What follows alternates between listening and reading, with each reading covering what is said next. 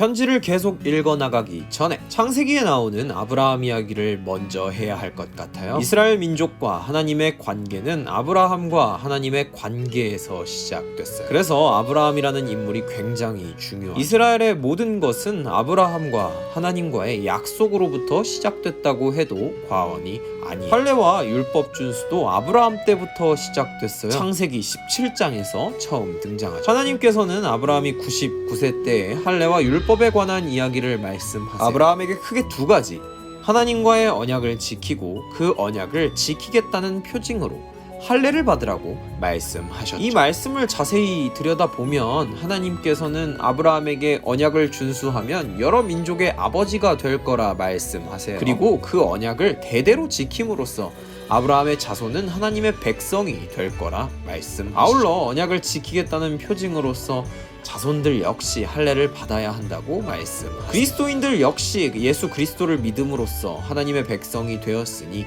아브라함의 자손이라 할 수 있겠죠. 바로 이런 맥락에서 선동자들은 창세기 17장 본문을 근거로 그리스도인들이 아브라함의 자손이 되었으므로 그리스도인들 역시 창세기 17장에서 정한 바 할례를 받고 율법을 준수해야 한다고 주장했어요. 선동자들의 주장에 대해 바울은 아브라함의 자손이 할례와 율법에 의해 구별된 자손이 아니라 믿음에 의해 구별된 자손이라고 말해요. 바울은 창세기 17장이 아니라 그보다 앞선 창세기 15장에 주목해야 한다고 말해요. 바울은 아브라함과 그의 자손이 하나님의 백성이 된 시점이 할례와 율법 준수를 명령받은 창세기 17장이 아니라고 생각했어. 창세기 17장이 아닌 그보다 앞선 창세기 15장을 주목하며 아브라함이 하나님을 믿고 하나님께서 아브라함의 믿음을 그의 의로 여기셨을 때 아브라함과 그의 자손이 하나님의 백성이 됐다고 생각해. 믿음이 아브라함의 자손이 되는 표징임을 밝힌 바울은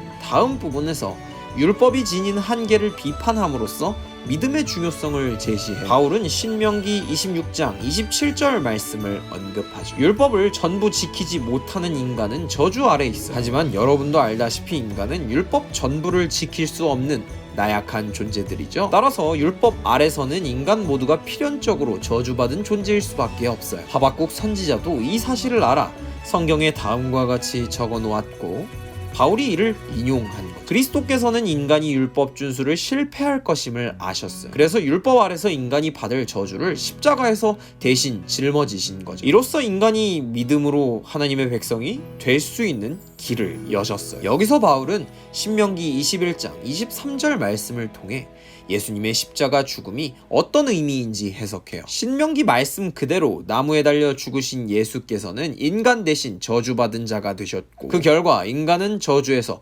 해방되었어요. 덕분에 예수 믿는 이들은 할례나 율법 준수 없이 믿음만으로 하나님과의 올바른 관계 안에 들어갈 수 있게 된 거예요. 바울은 이렇듯 당시 선동자들이 자기네들 입맛에 맞게 해석하던 바로 그 성경을 가지고 선동자들의 주장을 반박함으로써 할례와 율법 준수가 끼어들 틈 없는 복음을 변증했어요.